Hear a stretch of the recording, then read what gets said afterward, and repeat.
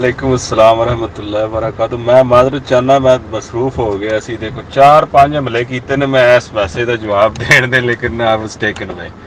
Any how, सईद पाक वो मामलात कुछ इस तरह ने कि साडे किसान भी माशरती बिगाड़ का शिकार हो चुके ने। साडे किसानां विच भी किसान एक दरवेश बंदा हुंदा है जिहड़ा सुबह सरगी वेले उठदा है, उठ के धारां कड्ढदा है, मझां नूं पट्ठे पांदा है, नमाज पढ़दा है। वो इन्हां चीज़ां दी दूर सी, हालात दी, तकब्बर थी, दिखलावे थी, मैं थी और तमे थी। वो हर हाल विच अल्लाह दा शुक्र अदा करके जिहड़े हाल विच भी रह रहे सन, अल्लाह दा शुक्र अदा करदे सन और अपनी मेहनत करदे। लेकिन कुछ वजूहत ऐसियां बनियां ने कि वो जूं जूं पैसा ज़्यादा आंदा गया तूं एक ते टब्बरां दे विच वटके खत्म हो गए ने। वटके हैन ने, लेकिन आई मीन कि उन्हां दी कोई इंपोर्टेंस नहीं हो रही। कोई उन्हां नूं उस संजीदगी नाल नहीं लै रहा जिस संजीदगी नाल लैना चाहिए, जिस संजीदगी नाल उन्हां नूं लिया जांदा रहा। पहले तुसीं किसी भी पिंड विच टुर जाओ, 2-3 मुख्तलिफ बरादरियां भी होण ते इक्को ही पिंड दा वटका हुंदा सी। और अगर बरादरियां दी आपस दे विच खुदा ना खास्ता नचाकी हुंदी सी ते वो हर बरादरी दा एक वटका हुंदा सी। कोई मेहमान जांदा है, उहनूं पता सी मैं फलाणे वटके दे डेरे ते जांगा, सारा पिंड ही उत्थे मैनूं मिलेगा, सारी बरादरी मिलेगी मैनूं। हुण हालात इंदे आ गए ने कि हर घर दे विच 2-2, 3-3, 4-4 वटके फिर रहे ने। भरा भरा नाल मशवरा करके तैयार नहीं।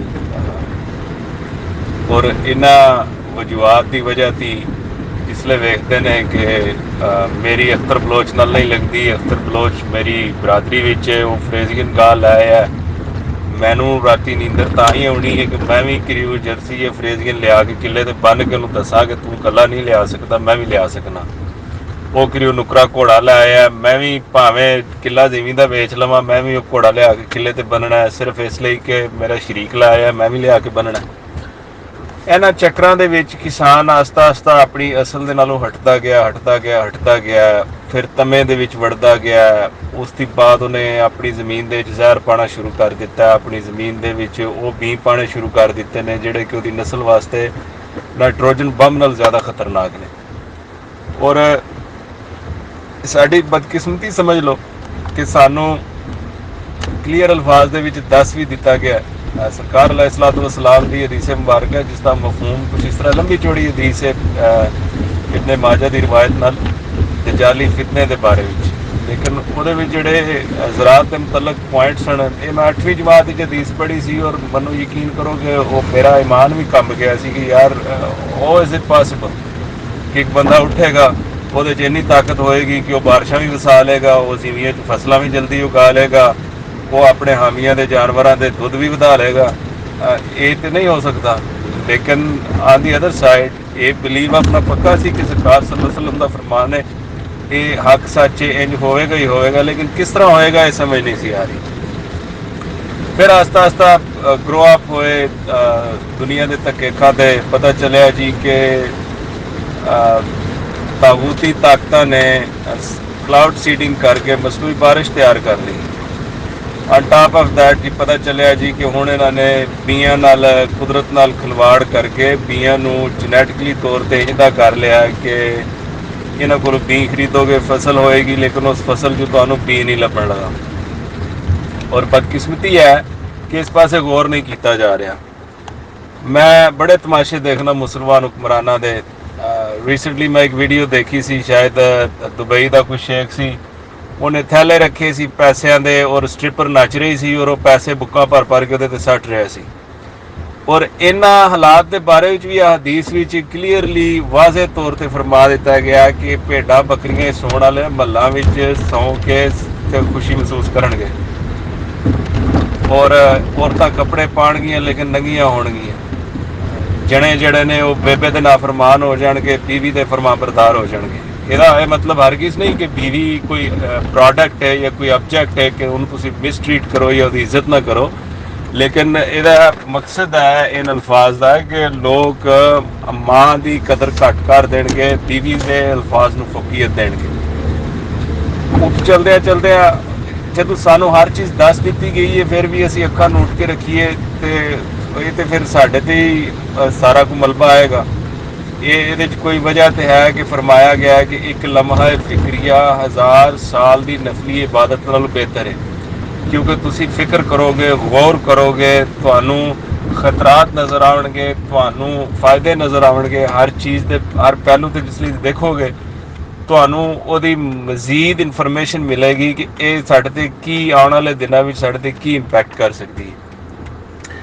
ਇਬਨ ਮਾਜਾ ਦੀ ਹਦੀਸ ਨਾਲ ਜਿਹੜੀ ਰਵਾਇਤ ਨਾਲ ਜਿਹੜੀ ਹਦੀਸ ਦਾ ਮੈਂ ਜ਼ਿਕਰ ਕੀਤਾ ਉਹਦੇ ਜ਼ਰਾਤ ਦੇ ਮੁਤਲਕ ਜਿਹੜੇ ਪੁਆਇੰਟ ਨੇ ਉਹ ਕੁਛ ਇਸ ਤਰ੍ਹਾਂ ਦੇ ਮਫਹੂਮ ਨੇ, ਮੈਂ ਆਪਣੇ ਅਲਫਾਜ਼ ਇਸਤੇਮਾਲ ਕਰਨਾ ਕਿਉਂਕਿ ਕੋਈ ਵੀ ਲਫ਼ਜ਼ ਅਗਰ ਪਿਛਾ ਹੋ ਜਾਏ ਤੇ ਫਿਰ ਉਹ ਬੰਦੇ ਦੀ ਪਕੜ ਹੋ ਜਾਂਦੀ ਹੈ ਕਿ ਦਜਾਲ ਜਿਹੜਾ ਜੀ ਇਹ ਆਪਣੇ ਹਾਮੀ ਮੁਮਾਲਕਾਂ ਦੇ ਵਿੱਚ ਬਾਰਿਸ਼ਾਂ ਲਾਏਗਾ, ਸਬਜ਼ਾ ਕਰ ਦੇਗਾ, ਉੱਥੇ ਫਸਲਾਂ ਬੇਮੌਸਮੀਆਂ ਵੀ ਉਗਣਗੀਆਂ ਤੇ ਫਟਾਫਟ ਉਗਣਗੀਆਂ, ਉਹਨਾਂ ਦੇ ਜਾਨਵਰ ਸ਼ਾਮੀ ਹਵਾਨੇ ਭਰ ਕੇ ਦੁੱਧ ਲਾਣਗੇ।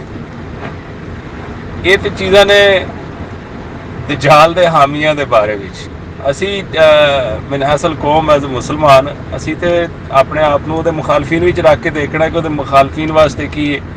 ਮੁਖਾਲਫੀਨ ਵਾਸਤੇ ਇਹ ਵਈਦ ਸੁਣਾਈ ਗਈ ਹੈ ਕਿ ਮੁਖਾਲਫੀਨ ਤੇ ਉਹ ਕੈਦ ਸਾਲੀ ਲਿਆਏਗਾ।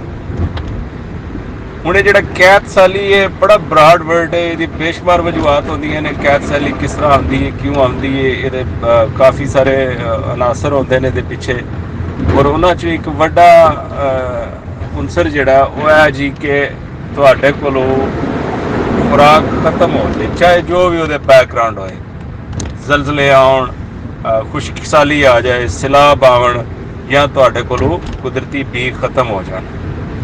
ਸੈਲਾਬ ਵੀ ਬਾਬਾ ਆਦਮ ਅਲੈਹਿਸਲਾਮ ਦੀ ਲੈ ਕੇ ਹੁਣ ਤੱਕ ਆਉਂਦੇ ਰਹੇ ਨੇ, ਈਮਾਨ ਵਾਲੇ ਮਹਿਫੂਜ਼ ਰਹਿੰਦੇ ਰਹੇ ਨੇ, ਬੇਈਮਾਨ ਹੋਏ ਨੇ ਡੁੱਬ ਜਾਂਦੇ ਰਹੇ ਨੇ।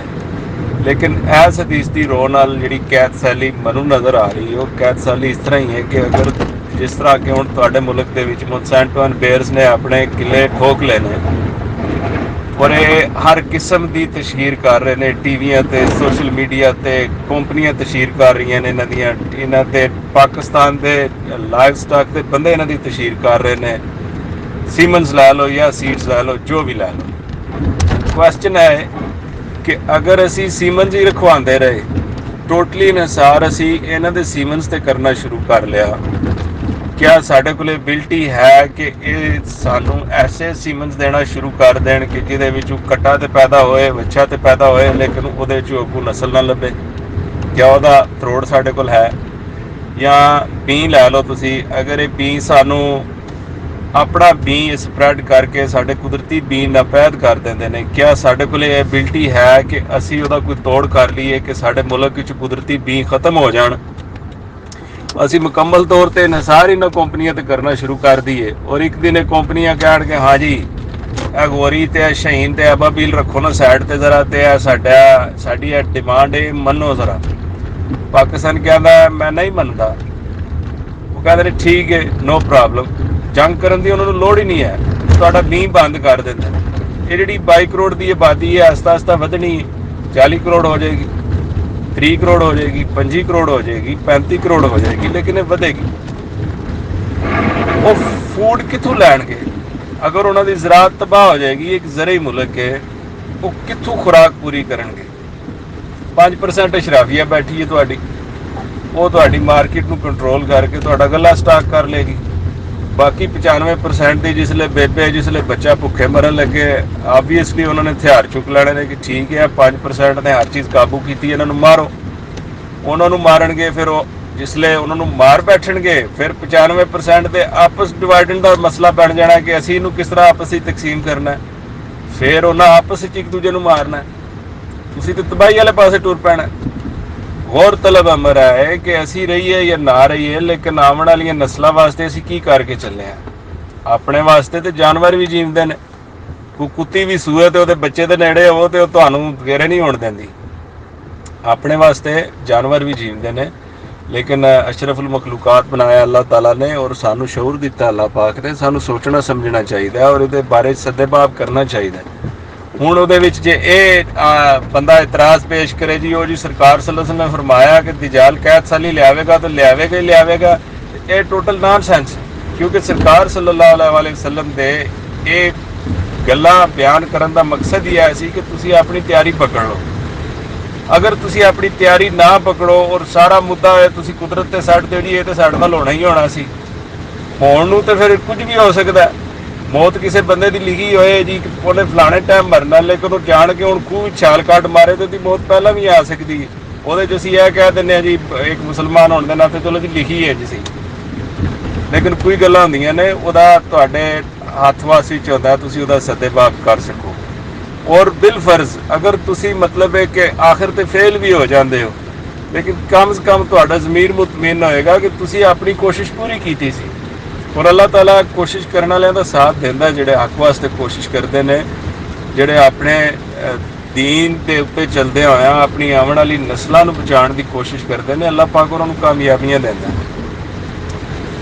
ਇਸ ਬਾਰੇ ਵਿੱਚ ਅਸੀਂ ਸਾਡੀ ਗੱਲਬਾਤ ਹੋਈ ਸੀ ਮੇਰੀ ਤੇ ਮੈਰ ਸਾਹਿਬ ਦੀ ਸਰਸਰੀ ਜੀ ਕੋ 2 ਸਾਲ ਪਹਿਲੇ ਕਿ ਅਸੀਂ ਅਖਬਾਰ ਵਿੱਚ ਇਸ਼ਤਿਹਾਰਾਤ ਵਗੈਰਾ ਵੀ ਦਿਆਂਗੇ, ਲੇਕਿਨ ਉਹ ਮਸਰੂਫੀਅਤ कुछ इस तरह की है कि बंदा फस ही जाता है। ढेर सारे काम करने वाले ने, ये 5-6 मौजू ने जिन्होंने मैं पोस्टां लिखनी है, मेरे को पोस्ट नहीं लिखी जा रही।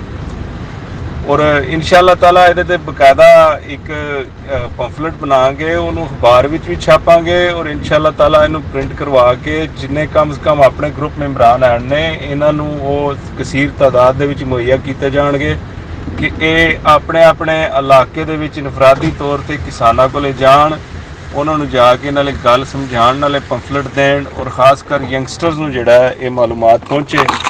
इंशाअल्लाह ताला अगर